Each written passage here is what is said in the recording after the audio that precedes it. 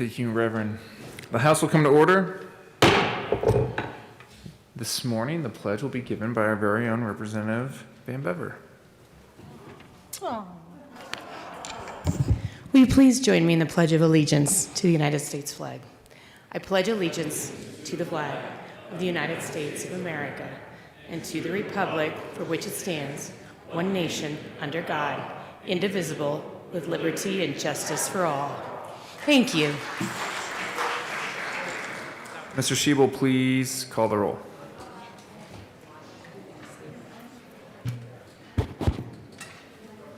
Representatives, Mobile, Bacon, Baisley, Benavides, Burnett, Byrd, Bockenfeld, Basenecker, Bradfield. Oh yeah, she'll be back. Representative Bradfield is excused. Carvale, Carver, Catlin. Here. Cutter, Doherty, Here. Duran, Rep Duran is excused. Esgar, Exum, Morning, sir. Second. Froelich, Geithner, Gonzalez Gutierrez, Gray. I don't see Representative Gray.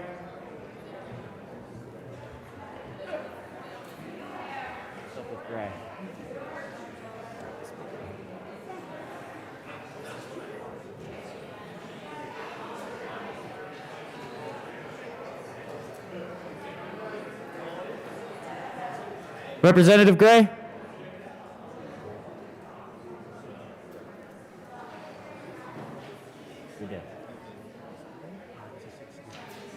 Representative Gray is excused. Hanks. Here. Harrod. Holtorf. Hooton. Judah.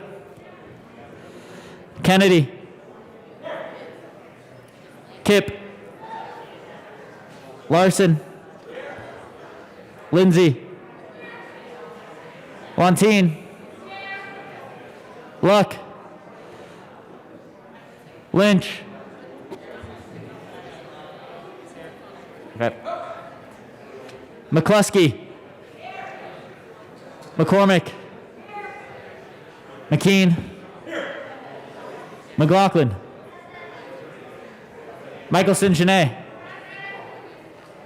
Mullica. Neville. Here. Ortiz. Here. Pelton. Pico. Here. Ransom. Rich. Ricks. Present. Roberts. Sandridge. Sirota. Snyder. Soper. Here. Sullivan. Tipper. Titone. Valdez A. Valdez D. Van Beber. Van Winkle. Weissman. Will. Hold on one second. Williams. Here. Woodrow. Woog. Young. And Mr. Speaker. Present. Uh, 63. With 63 present and 2 excused, we have a quorum. Representative Van Bever. Thank you, Mr. Speaker. Let's see if we can get a unanimous approval once and for all. Mr. Speaker, I move that the Journal of Friday, January 21st, 2022 be approved as corrected by the Chief Clerk. Thank you, Representative Van Beber. Members, you have heard the motion that the journal be approved as corrected by the chief clerk. All those in favor say aye. That's pretty good, actually. All those opposed, no. That was also the best of the year, but the ayes have it and the motion is adopted. Announcements and introductions. Representative Weissman. Thank you, Mr. Speaker. Good morning, members. This is an announcement and a reminder that 10 minutes after the recessing of both chambers here this morning, Joint Judiciary will gavel in the Old State Library for the first of 3 of our SMART Act hearing days this week. Today, we will hear from the Office of the State Auditor, Alternate Defense Counsel, Office of Public Guardianship, State Parole Board, DOC, Commission on Aging, and the Child Protection Ombudsman. Please bring all your materials and questions. For members of the public, if you're interested to follow along, navigate on the website to where it says Watch and Listen and pick the feed for the Old State Library, formerly known as Room 271. Thanks. Representative Tatone. Thank you, Mr. Speaker. Members, if it's any day that we say it is, it's joint technology, because we do that whenever we want. Today, we will be meeting upon adjournment. We will be hearing a budget request from Department of State, Department of Treasury, Department of Public Safety, and Department of Revenue on the drive system. So if you like that kind of stuff, show up and play along. Thanks. Representative Froelich. Thank you, Mr. Speaker. It's a pleasure to serve with you. Honored to serve with you. Members, tomorrow at 2 p.m., Joint Senate Transportation and Energy Committee will be having its SMART hearing in the old Supreme Court. Be there. Representative Pelton. Thank you, Mr. Speaker. Just here to remind everybody, tomorrow morning, down in the basement room 109, Pastor Dan File will be down there. We're studying 1 John, so come on down, feed your belly, and feed your soul. Thank you, Representative Pelton. Representative McCormick. And Representative Holtorf. And Representative D. Valdez. And Representative Will. Thank you, the Mr. ribbon. Speaker. You have to get that approved, Representative Holtorf, from the Majority Leader.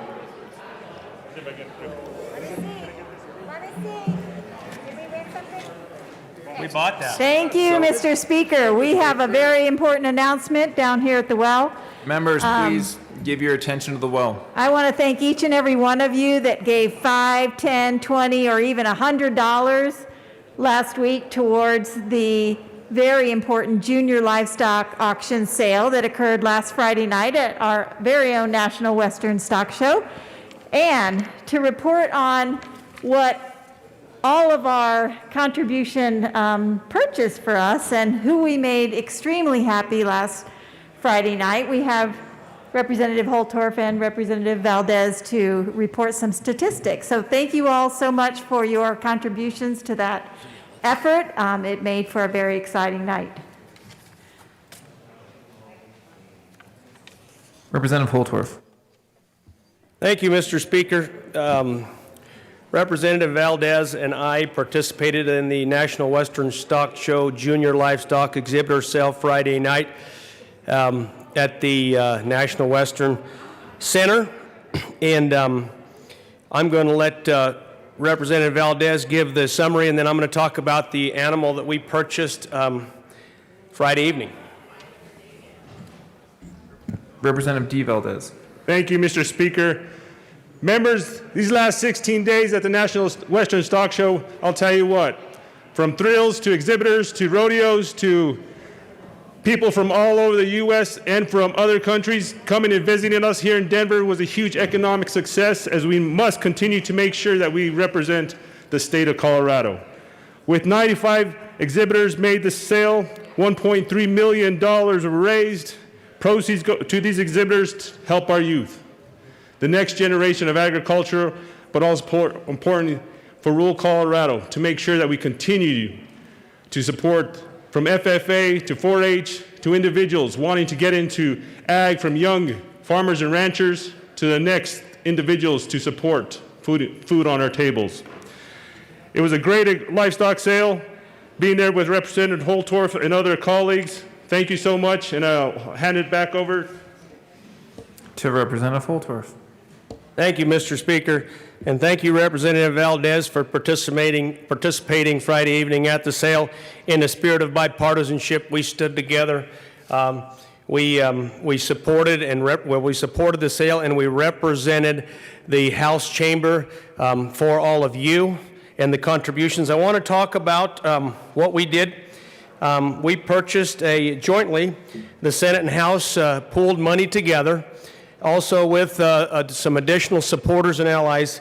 And I reluctantly am going to make this comment, Mr. Speaker, and you're going to know why, because the leadership of Senator Sonnenberg and Senator Donovan was present at the sale, and they did lead the buyer's pool. But I will tell you, we purchased a reserve champion market hog from an exhibitor from Colorado, which is one of the criteria for this Colorado General Assembly. It has to be an exhibitor from Colorado. And oh, by the way, Mr. Speaker, I want you to know that 19 states are represented at the National Western Stock Show. You talk about a show that impacts and reaches out to more than 19 states, but only 19 states, kids from 19 states made the sale. I could go over the list, but all the way from California to the west, as far as Kentucky, Iowa, Illinois to the east, as far north as Wisconsin and Minnesota, and as far south as Texas and also Arkansas. This is a Western tradition. This is part of bridging the rural-urban divide.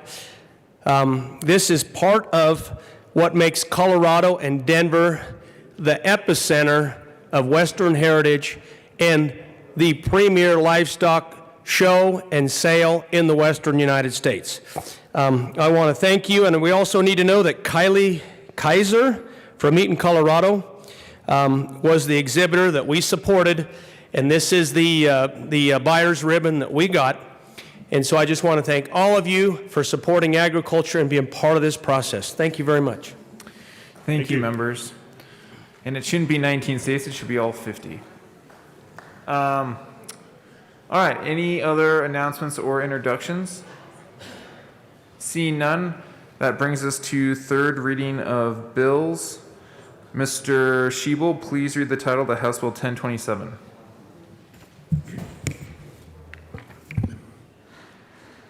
House Bill 1027 by Representatives Van Winkle and Kipp, also Senators Bridges and Woodward, concerning the extension of the small retailer exception to the sales and use tax destination sourcing rules. Majority Leader Escar. Thank you, Mr. Speaker. I move for the passage of House Bill 1027 on third reading, final passage. Is there any further discussion? Seeing none, the question before us is the passage of House Bill 1027 on third reading and final passage. Mr. Schiebel, please open the machine, and members, please proceed to vote. For those participating remotely, we'll start from the bottom and we'll go up. Representative Hanks, how do you vote? Yes. Representative Hanks votes yes. Representative Neville, how do you vote? Yes. Representative Neville votes yes. Representative Williams, how do you vote? Yes. Representative Williams votes yes. Representative Soper, how do you vote? Yes. Representative Soper votes yes. Representative Pico, how do you vote? Yes. Representative Pico votes yes. Representative Catlin, how do you vote? Yes. Representative Catlin votes yes. Representative Exum, how do you vote? Yes. Representative Exum votes yes. Representative Doherty, how do you vote? Yes. Representative Doherty votes yes. Representative Ortiz, how do you vote? Yes. Representative Ortiz votes yes. Representative Ricks, how do you vote? Yes. Representative Ricks votes yes. And there we go. Please close the machine. With 64 aye votes, 0 no votes, and 1 excused, House Bill 1027 is adopted. Co-sponsors. Representative Williams, co-sponsor. Representative Pico, co-sponsor. Representative Ricks, co-sponsor. Representative Soper, co-sponsor. Representative Exum and Doherty, co-sponsor. Representative Catlin, co-sponsor. Representative Ortiz, co-sponsor. Please close the machine. That brings us back to announcements and introductions. Any further announcements or introductions? Seeing none, Majority Leader Escar. Thank you, Mr. Speaker. Members, thanks for all your hard work today. Just a heads up, the Senate leadership and the House leadership are in conversations. There's a possible pretty big snowstorm coming in tonight. We're going to try to make a determination of a late start at what time that is tomorrow, and we will let you will hear from your regular caucus channels as soon as possible, but we're going to try to make that determination sooner than later. I also want to remind folks that the remote option is available. You've probably received the email from my office. Just make sure you fill out that form so we know who to expect remotely as well, but stay tuned for that. And with that, Mr. Speaker, I move that the House stand in recess until later today. Seeing no objection, the House will stand in recess until later today.